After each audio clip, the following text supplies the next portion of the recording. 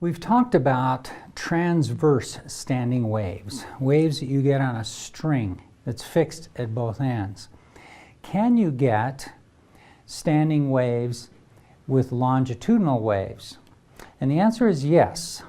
And the answer is important to Western music as it exists today. So with the slinky, you can create a standing wave with oscillations back and forth with nodes and antinodes,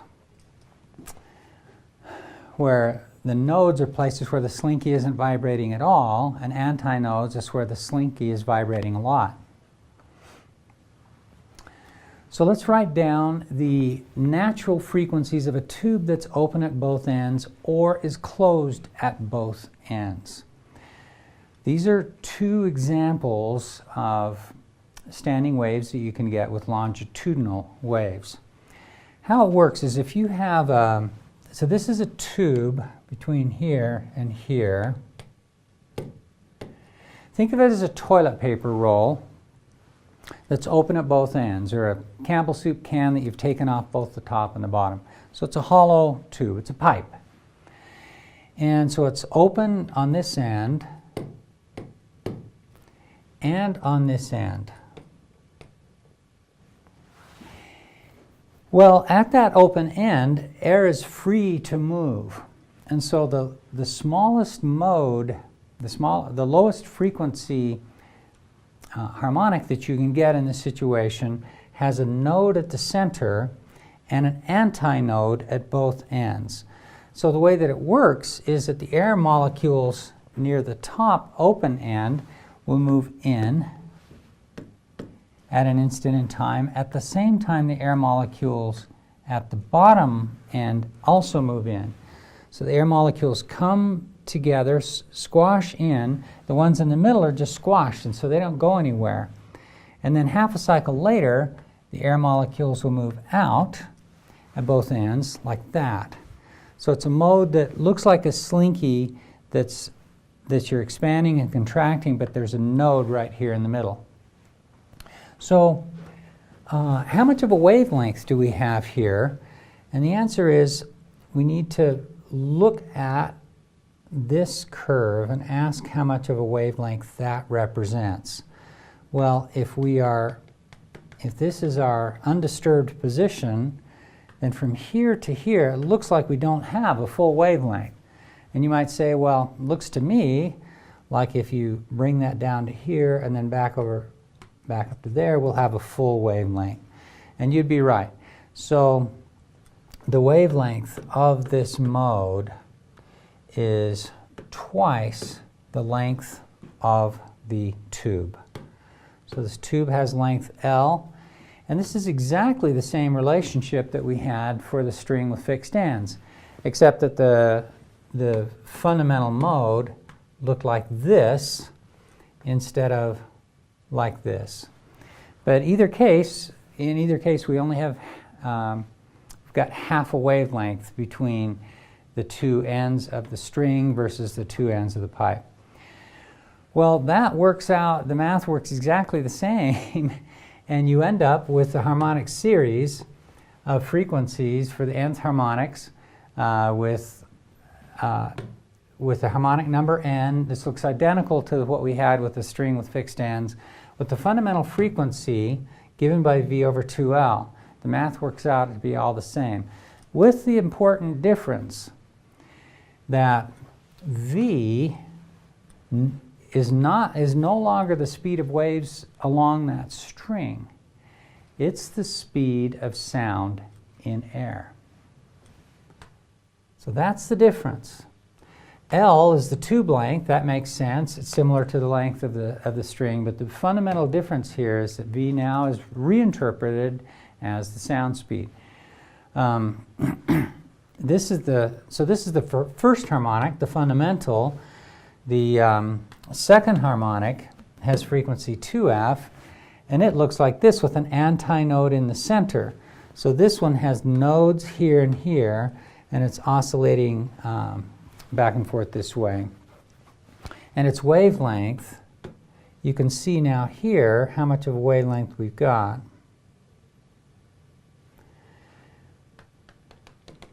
How much of a wavelength is that? And you say, well, I think it's a whole wavelength because I started here, went down to the bottom, came back up to the top. And that's exactly right. So the wavelength of this mode is 2L over 2.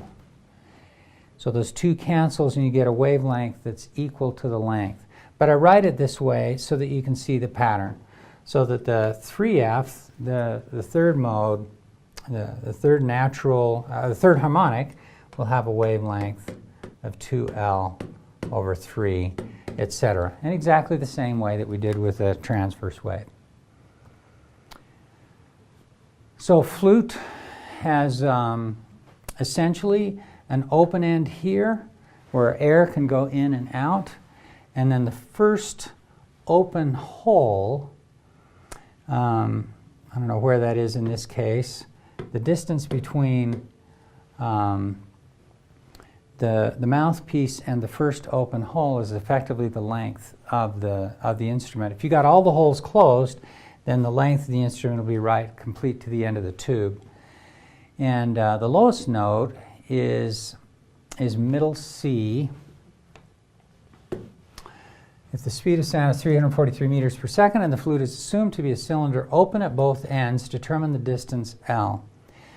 Well, this is the relationship. Fn equals n times F1, and F1 is V over 2L, the frequency of the fundamental. And the lowest sound you can hear, you know that n equals 1 will always give you the lowest sound. So what I've done is I've solved this equation for L, multiply both sides by L, and divide, so the L's cancel here, divided by Fn. Fn's cancel on the left side, and we'll get L equals n times V over 2 times F. Plugging in the numbers, the frequency 261 hertz, 0.656 meters. So that's about right for a flute. Here's a meter, here's 0.6 meters, about like that, about the length of the flute.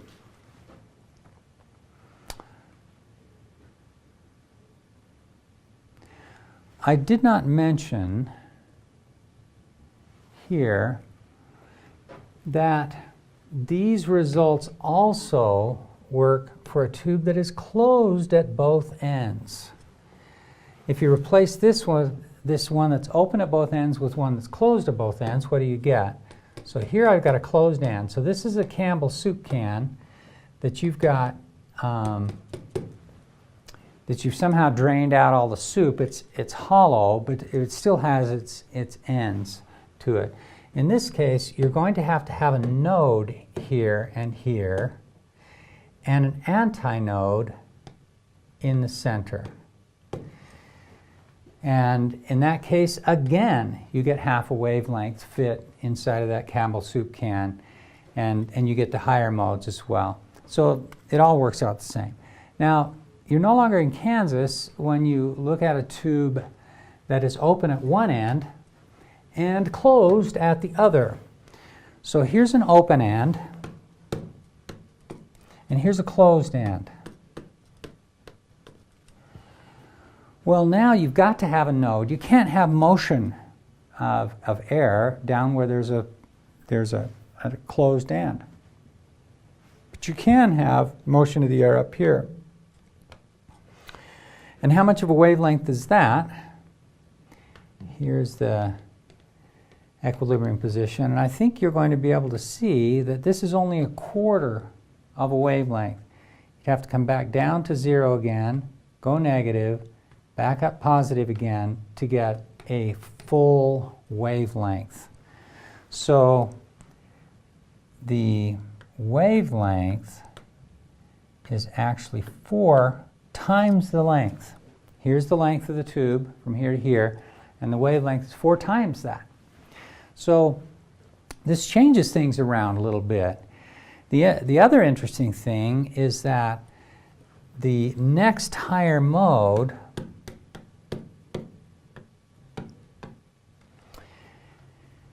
does not have a 2 in the denominator like it did before. It has a 3. This is 3/4 of a wavelength, and you need a little extra here to get one complete wavelength. And this is divided by 3. The end result of all this is that the fundamental frequency, instead of being V over 2L, is now V over 4L. It's lower. It's a lower frequency for the fundamental. And instead of getting all of the integer harmonics, you only get odd harmonics.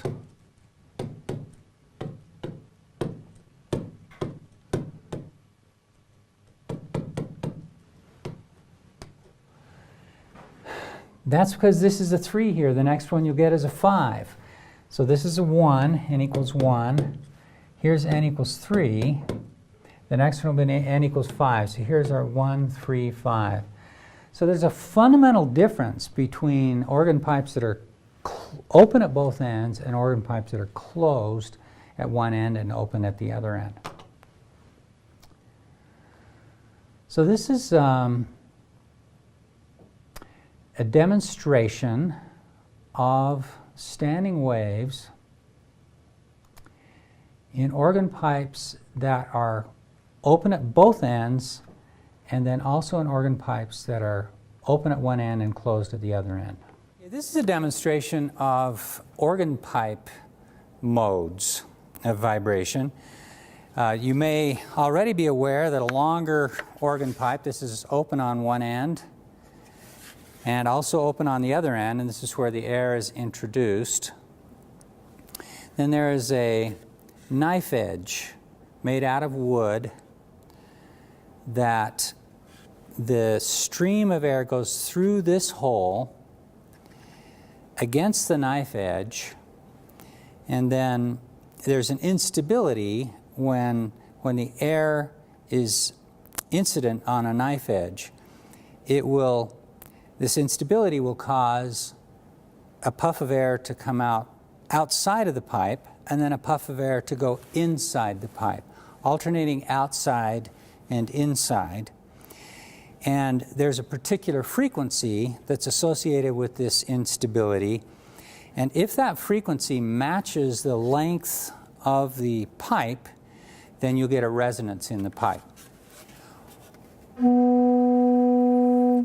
Like that. If you move to a shorter pipe, it's built the same way. The length is shorter. You get a higher sound, and even shorter. You can, if you blow hard enough in here, force different modes to sound in the pipe. What we were hearing just then is the fundamental mode, the lowest possible frequency that this pipe will produce. But any pipe actually produces a sequence of frequencies that follow at least approximately the harmonic series. So this is the fundamental, the lowest possible frequency. If I blow a little harder, I get a mode that, for those of you that have a musical background, will recognize as approximately an octave above it. Do the same thing on this one. So we get a lower mode, a higher mode, and then there's actually an infinite sequence of these modes that goes up to infinity, and that gives the organ pipe its character, its characteristic sound. As I mentioned before, all of these pipes that I've shown you so far are open on both ends. If you ask what happens when you close one end, and I'm just going to put my hand across it to close this end, then, well, first I'll do it with it open, then close it. So you'll notice that the sound is lower. In fact, if you ignore end effects, then the theory predicts that the sound is actually 1 octave lower, the frequency being half of its original value. That is the reason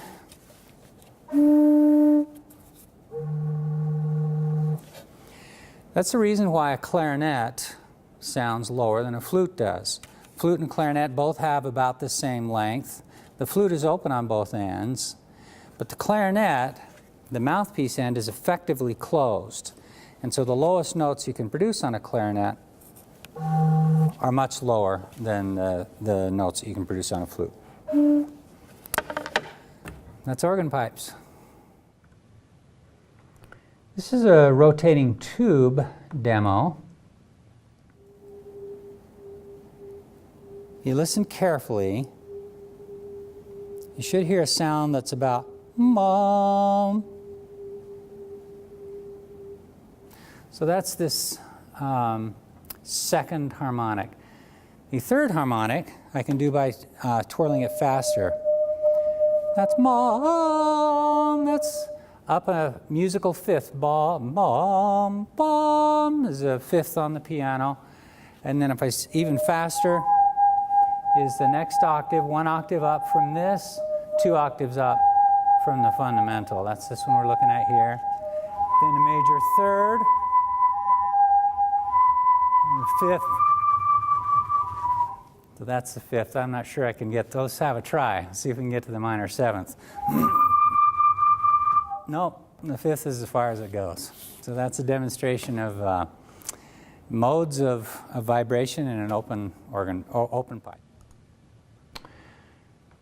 And that particular one was a tube that was open on both ends. So we got all of the harmonics in the series, except, as it turns out, you can't get the fundamental on it. It's difficult to produce that one, or at least it's not audible. And this is a demonstration of standing waves produced in an organ pipe that is closed on both ends. I'm pretty proud of this one. Most people don't know how to demonstrate, because how are you going to have a sound in an organ pipe that's closed on both ends? How are you going to get sound in there? Well, you can do it with a ball. And what you do is when the ball hits, you bounce the ball. When the ball hits the surface, it compresses the bottom of the ball. And that creates a sound wave that propagates between the top and the bottom of the ball. And you can set up longitudinal standing waves with it closed on both ends. And how do you hear that sound? And the answer is, you've probably all heard it when you're playing basketball. The ball has a bit of a ring to it after it hits the ground. If you put it up next to your ear, you can hear that ring. Both ends.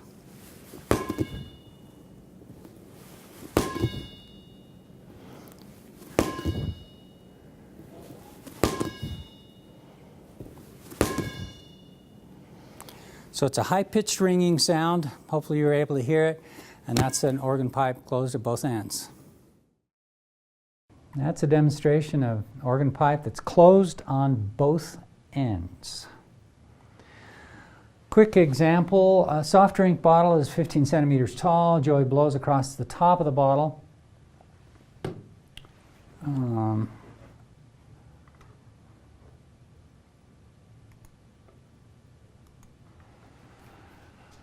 Across the top of the bottle just after drinking the last of his drink. What's the approximate fundamental frequency of the tone that Joey generates? Well, it's a soft drink bottle. So here's the mouth of the bottle, and here's the bottom. Okay? Let's talk about the ends. What's this end?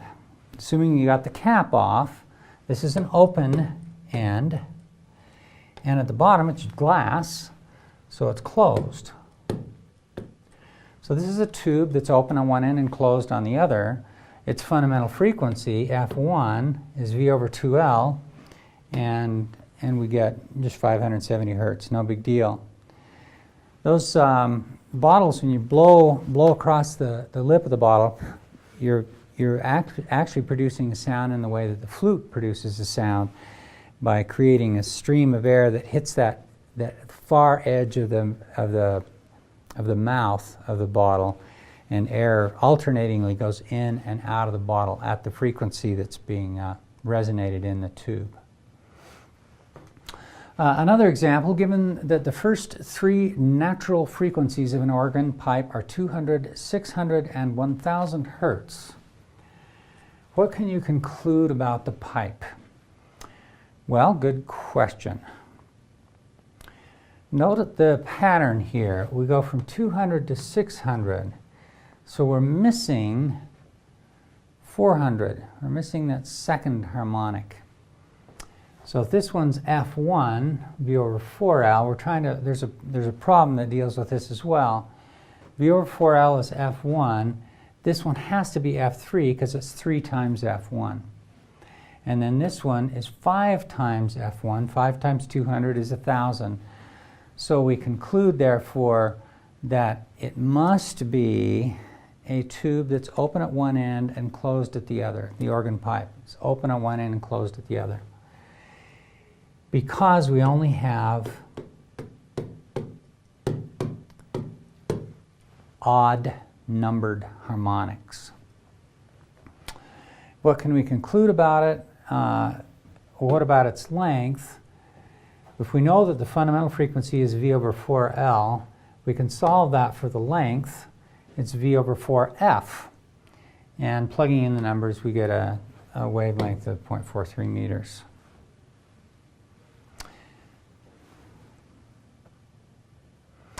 These are a couple more demos. I'll let you watch them if you'd like to. This one deals with a hoop of wire that's vibrating vertically, and you can get different modes on there.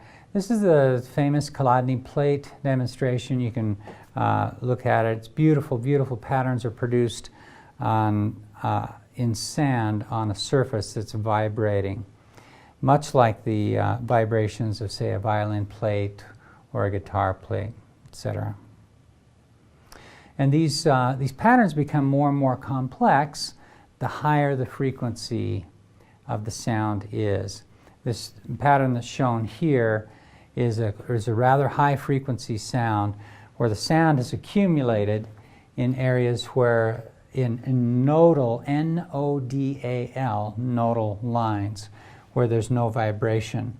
And the dark areas here, this piece of metal is colored black, and the dark areas here are just the plain metal that's so the black shows through at the antinodes of the vibration.